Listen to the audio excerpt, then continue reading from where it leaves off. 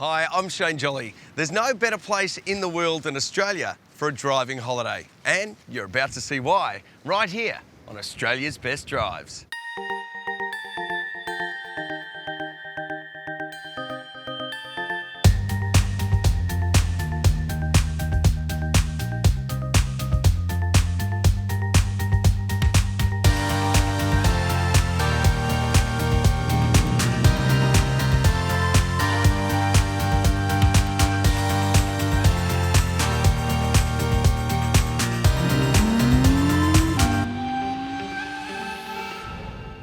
I'm taking one of the world's greatest scenic coastal routes that offers a driving experience that has become the most popular attraction in regional Victoria, the Great Ocean Road. My trip begins at the picturesque seaside town of Torquay, just over an hour from Melbourne, and takes in the amazing sights all the way to Tower Hill. This fantastic drive stretches out almost 1,000 kilometres, and there's a ton to see and do along the way, including some amazing surf, delicious seafood, and spectacular scenery. My first stop in Torquay is to visit James Walsh, biplane pilot extraordinaire, for a chance to see the Great Ocean Road from a somewhat different perspective. Now, a lot of people get to see the Great Ocean Road from the road. From your perspective, you get to see it from the air. What's it like? As everyone knows, it's pretty spectacular to see it from the ground anyway, driving along the Great Ocean Road and stopping at the lookouts and the beaches. But to be able to fly along and get that perspective from the air, so you see the lighthouses and the cliffs, it's really hard to I guess, get that feel from the ground. So James, talk to us about these incredible looking aircrafts. Correct me if I'm wrong, but they have been around since about 1930? That's right. So we're standing in front of a Boeing Stearman at the moment. These date back to the late 30s. Right. This particular one was built in 1941. So they were used as a training aeroplane in World War II to train all the pilots before they went on to fly, say, fighter and bomber type aeroplanes. Wow. Now, do I need to suit up or anything? Yeah, we'll grab you a flying suit and a jacket, a headset and some goggles, and we'll get going shortly. And today, what's the route we're heading on? So we'll be heading up today over the beaches of Torquay, pick up the cliff lines at the start of the Great Ocean Road and have a look over, be able to see down towards Aries Inlet and the Otways, and then we'll come back towards the airport from there. Looking forward to it, James. What a great way to see the coastline up here. It certainly is. You did a good job, James. I can't complain doing this every day, that's for sure. So point danger down to our right-hand side at the moment. Oh, wow. Awesome. And this is part of the reason why it's so amazing to be able to come up here and see it from this height. It's hard to get that perspective of the scale of the coastline and the ocean. We'll start to gently take it back towards the airport. How you going up front there? All pretty good? Yeah, I'm holding up all right here. This is good. No. There we are, Shane, back on the ground. Thanks for coming up with us. It's been a pleasure flying with you this morning. Mate, you're a legend. That was unreal. So good. So good. Next up, the drive takes me into the centre of Torquay, known as the surfing capital of Australia. Little wonder then that it's home to the Australian National Surfing Museum, where I met curator Craig Baird. What he doesn't know about surfing isn't worth knowing, and I was thrilled when he took me on a tour of this fascinating place. So am I correct in saying it is the largest surf museum in the world? Yep. By footprint, we're the largest surfing museum in the world. Right. Our mission is to tell the story of Australian surfing. We're also the home of the Australian Surfing Hall of Fame, so it's a pretty big gig. Yeah, big gig, all right. Can't miss this one, good old MR. No, this is a bit of a standout in a couple of different ways. This is one of two boards that Mark Richards shaped for himself for the 1981 season. He won the World Championship that year and broke both of his surfboards. Did he? Yeah. Because he was a shaper and a designer That's as well, right, wasn't he? yeah. This very cool museum was opened in 1993 and in that time has amassed memorabilia from a whole century of surfing. Now, is this the Hall of Fame of World Champions, is it? Yeah, so most of the significant surfers in Australian history are represented here in the Hall of Fame. And in this case, there's a whole run of world champions along the back wall here, represented by these great surfers inducted into the Hall of Fame. Well, thanks for my guided tour, Craig. My pleasure. Thoroughly enjoyed it. A 10-minute drive down the coast from Torquay, and one of Australia's most famous beaches is the legendary Bells, home to the most coveted trophy on the pro surfers circuit and one of Hayden Cox's favourite breaks. Hayden is the brains behind Future Flex, a revolution in surfboard design that employs carbon fibre in its frame. Age 15, you introduced Hayden Shapes. By the age of 22, you had your own factory. I mean, what inspired you to do that at such a young age? Well, I feel like I started surfing when I was 4 years old, and I've always had an interest in the product and how it's been built. It was kind of a natural progression when I was 15 years old to break my board and might as well build my own one. So I built the business and the brand and learnt about building surfboards one board at a time. I've made many mistakes and then figured out how to fix it. And that's kind of been the growth, and 20 years this year. What innovations, or how has innovation improved boards over the years?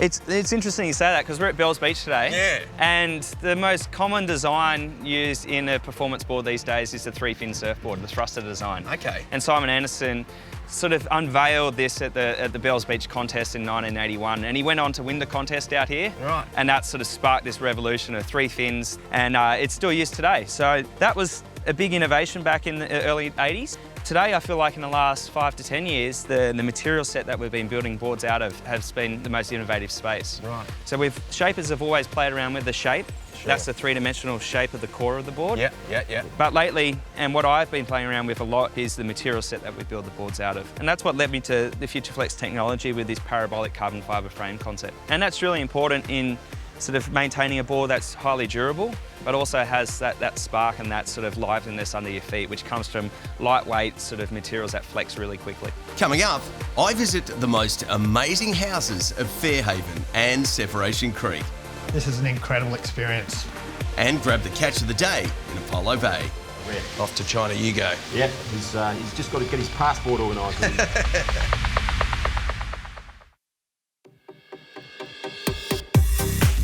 When arriving in Fairhaven, you'll not be able to miss the uniqueness of the houses that jut out from the hills overlooking the ocean.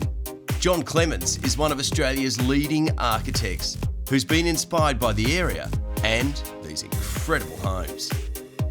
You know, as an architect, what you sort of always aspire to doing is building a house on an incredible site. And some of those houses, you can't even see them from the road because they're actually sort of hanging off the edge of the cliff.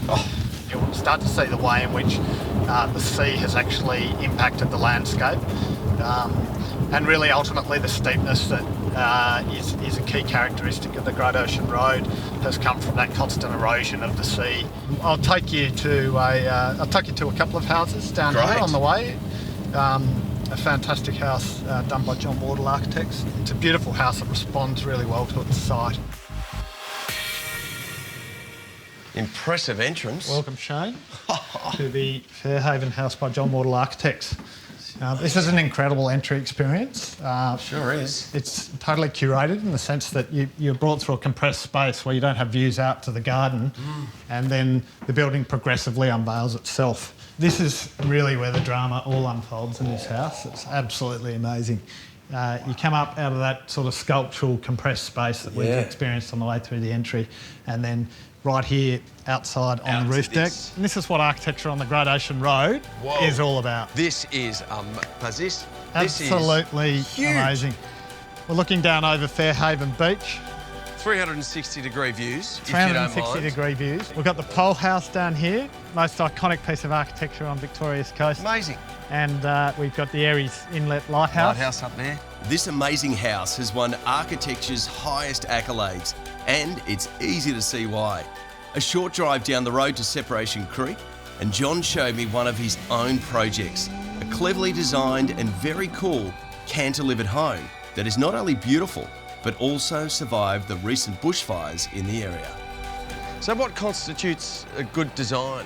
Good design in architecture, it's a bit like driving in a performance car on a road like this, and you're driving a vehicle that is completely and utterly designed for purpose. Architecture's a bit the same, you know, you've got to design buildings to perform. In the case of this building, obviously, it's a building that needs to perform in a bushfire environment. Sure. It's designed to blend into the landscape. A building that's designed well and performs well makes you feel good. After a fascinating tour of some of the area's premier homes, I was looking forward to experiencing the scenic coastal town of Apollo Bay. A spectacular hour's drive south brings you to Apollo Bay. Flanked by the natural beauty of the Otway National Park, And possessing both a beach and harbour inlet, it's easy to see why Marcus Knoll got rid of his suit and left his job as a successful financier for a sea change here in Apollo Bay. So how long you been doing this, Marcus? I've been doing this about 10 years. Yeah. So it certainly beats a desk job. Yeah, I I've bet. decided. I Yeah. bet it does. So these are called the Southern Rock Lobster. This is what's colloquially also referred to overseas as a spiny lobster. Right. That's a nice sized lobster. Yeah, that is. isn't it? What? Yeah. So there, and as you can see too, the colour of the shell, absolutely beautiful, clean. So that's they're amazing. Yeah, it's a first class product. They go all around the world. We've got the Great Southern Ocean there. It's probably the cleanest, most pristine environment, and the product we get out of it is just second to none, and it's considered the best in the world. Yeah, right. Yeah, it's just fantastic. And it's great fun catching it. And for visitors that are coming down the Great Ocean Road, obviously a great place to come down and grab some fish and Well, chips. you just can't get any better, can you? Yeah, we can't. It's beautiful. Not only can you enjoy the drive down, you get one of the best drives on the planet. Terrific. But once you get here, you get this interaction. You know, people know, they can see us taking the product straight up to the co-op. It's going in one door, you sit outside, check out that view. You know where your fish has come from, and you can taste the difference. Yeah. As you say, it certainly beats a desk job. I'm not going back. I bet you're not. With a great range of fresh produce at the Apollo Bay Co-op's doorstep, Alan's philosophy is simple. We try and stay as close to the best straight as we Yeah. can with what we're putting on the menu, and that's what we do. It's a great part of the world down here in Apollo Bay, isn't it? Fantastic forests, the Otways, magnificent. Come back to the coast. If you have a combo of the coast and the country in one day and a little bit of seafood, sounds good to me. Another great spot taking advantage of the local produce perched in the hills of Apollo Bay is Chris's Beacon Point restaurant. This fantastic establishment has been a mecca for gourmet travellers for over 20 years. Do you have like a signature dish that you do, or most popular dish? Our signature dish is crayfish, which is char grilled with a brandy beurre blanc sauce, homemade pasta, and char grilled asparagus. And is that like a typical sort of Greek dish? Yes, it is. It is? Sounds great. Coming up, we do some hanging around and visit the majestic 12 Apostles. If you get the chance or you've got the time to get off the Great Ocean Road and come inland, it's well worth it because you're surrounded by these beautiful, cool climate forests. It's an absolute must as far as I'm concerned. And nestled amongst the trees is the spectacular Otway Fly Treetop Adventures. So girls, talk to us about this beautiful rainforest. These trees, they're about 60 metres high at the moment. These mountain ash trees, which are just the ones through there, they can grow up to about 160 metres tall. So Amy, what do you think so special about this place? Well, being a cool temperate rainforest, it's rare. You don't see it very often. All the animals too. Snakes, dare I ask? Heaps of snakes. Really? Heaps of snakes, yep. Get the tiger snake. Not this time of year though, it's a bit cold for them. Yeah. Well, that's a bit scary. Yeah. How far are we up here? This is So we're quite a way. About 30 metres here. 30 metres. Yeah. Jeez. Are you ready? Oh, wait, there's more. This is the bit where it's not connected. Are you kidding? No, you get an amazing view though. So it's worth it, is it? It's worth the walk? Definitely worth it. I'm dying. Have a look below. Oh. So 28 tonnes this can take apparently, so. Yeah, but I'm still wobbling, so probably time to scoot back that way. The heights don't stop there. Once suited and booted, we head for the trees. I'm okay. I'll be okay with this, I think. If you can, you do want to hold on for departure and landing, just gives you that bit of stability to start off with. But mid-flight, have as much fun as you want. Lean forward, arms out, legs out. Look at this shot.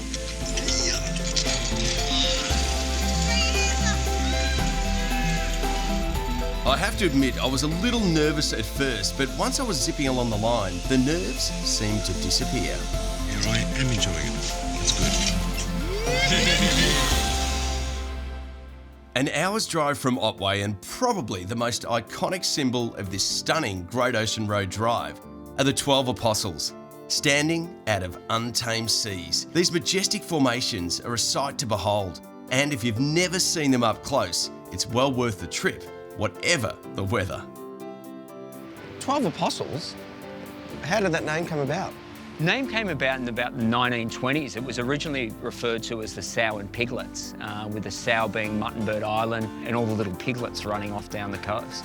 So in about the 1920s, they thought, well, you know, it's a little bit grander than that. They gave it the name of the 12 Apostles. And what, for you, what's so special about the region? I think it's just a sense of space. You know, we're on the edge of the Australian continent. Nothing between us and Antarctica to the south. Nothing between us and Argentina to the west, and you've got this incredible place, you know, shaped by the forces of nature, wind and rain thrown at it, sculpting this incredible coastline here. It's the place that you can get out of your car and stroll and escape, but at the same time connect. It's an impressive looking outlook as well, Mark. Yeah, it is amazing. So we're heading down towards the eastern viewing platform. This will be the next apostle you're looking at here. Is that you know, right? give it 500 or 600 years' time, that'll form an arch and be another rock state. Now these two must have a name, Mark. These two do actually. So this is Gog and Magog. You know, to walk at the base of those giants and to stand at the base of the cliff, that's just something else. So when your foot hits the sand, you're connected to the Southern Ocean in this incredible spot. You know, every great gallery has to refresh its exhibitions from time to time. This coast is constantly in retreat and creation. You can see the nib where it was once connected to the headland, and you can feel the force of the ocean that's shaping it all. It's a place that really changes you. It's changed me. This incredible road trip has already shown me why it's one of Australia's best drives, and I couldn't wait for what lay ahead.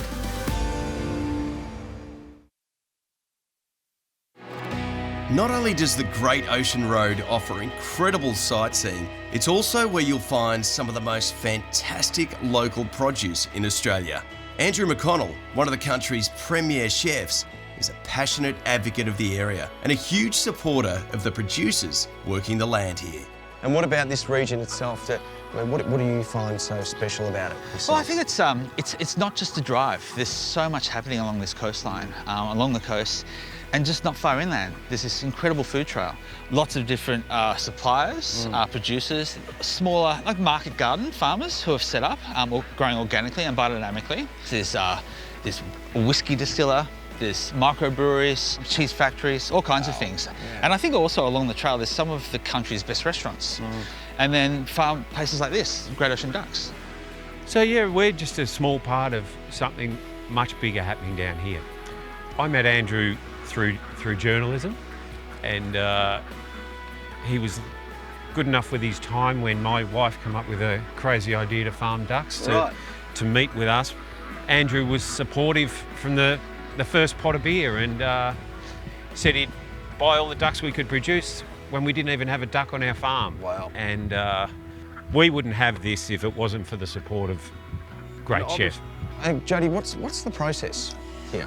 We grow the ducks out until they're 14 weeks, and then they go to market to be processed, and we deliver them to the restaurants that we sell them to. And how many restaurants are you selling to at the moment? We probably sell weekly to about 15 to 20 restaurants. Right.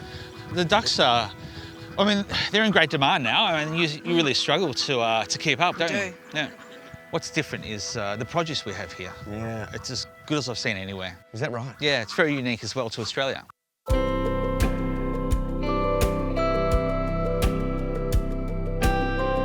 Driving another 75 kilometres down the road, and a beautiful end to this drive, lies the picturesque Tower Hill Nature Reserve, where Shannon showed me a few tips to improve my boomerang skills.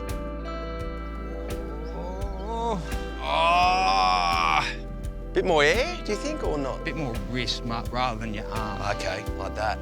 Okay, here we go. Oh, here you go, beautiful. Lovely. Yeah. Not too bad, it's all in the wrist. The reserve is also a great place to bring the kids and meet some of the locals.